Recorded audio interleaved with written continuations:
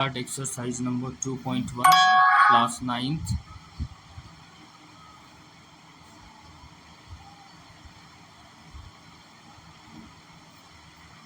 So question number first is find the degree of the following polynomial.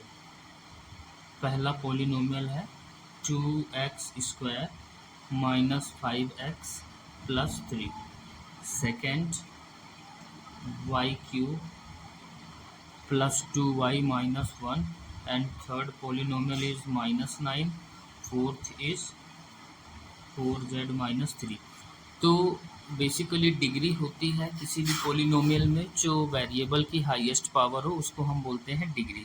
तो जैसा कि अगर हम फर्स्ट पॉलिनोमियल में देखें कि x² है, इसके साथ x है और यहाँ पे कोई भी वेरिएबल नहीं है, तो जैसा हम देख पा रहे हैं कि highest power of variable is 2, इस x की पावर 2 है, तो इस पॉलिनोमियल की डिग्री भी क्या हो जाएगी 2।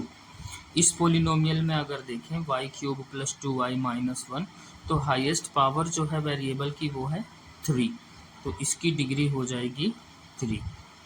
माइनस 9, इस पॉलिनोमियल में कोई भी वेरिएबल नहीं है, तो हम कह सकते हैं यहाँ पे जो वेरिएबल की हाईएस्ट पावर होगी वो 0 होगी, तो इसकी डिग्री हो गई 0। और यहाँ पर एक ही वेरिएबल है z जिसकी पावर 1 है, तो यही हाईएस्ट पावर है, तो इस पॉलिनोमियल की डिग्री हो गई 1। ओके, तो जो हमारा एक्सरसाइज 2.1 का क्वेश्चन नंबर 2 है कि right polynomial of degrees 1, 2 and 3। हमको ऐसे पॉलिनोमियल लिखना है जिसमें डिग्री 1 हो, एक पॉलिनोमियल ऐसा लिखना है जिसमें डिग्री 2 हो, और एक पॉलिनोमियल ऐसा लिखना है कि जिसमें डिग्री 3 हो। तो चलिए बनाते हैं, कुछ भी बना सकते हैं अपनी मर्जी से, जैसे फॉर एग्जांपल डिग्री 1 का पॉलिनोमियल हम लिख देते हैं 2x प्लस 3। अगर इस पॉलिनोमियल में देखें वेरिएबल x है, उसकी पावर 1 है, तो इसकी हाईएस्ट पावर 1 हो गई, इसलिए इसकी डिग्री 1 हो गई।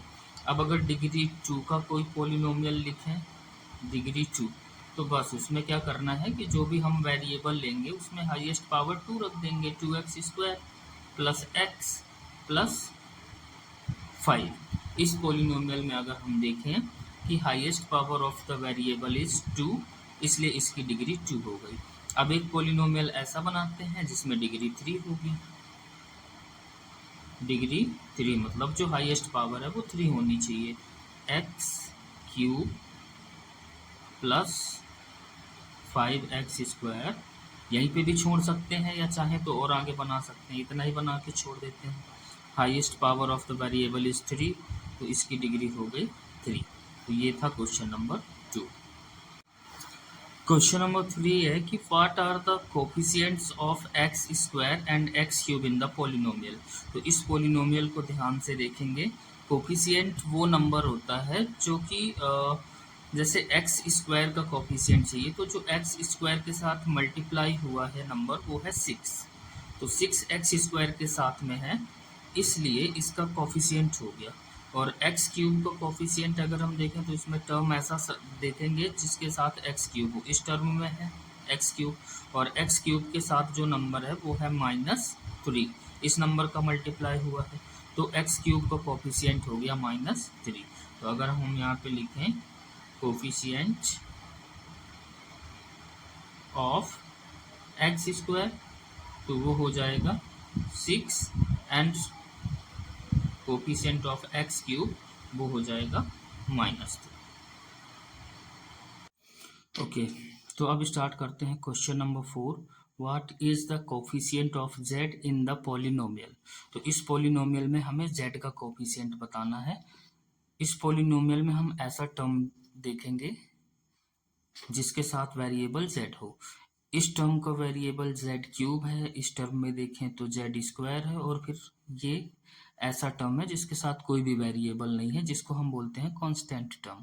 तो इस टर्म में अगर कहीं पे भी z नहीं दिख रहा तो z का कोफिशिएंट 0 होगा, सिंपल सी बात है, तो इसमें कोफिशिएंट इज 0। अब क्वेश्चन नंबर 5 में आते हैं, what is the constant term of the polynomial 9x³ 5x² minus 8x and minus 10।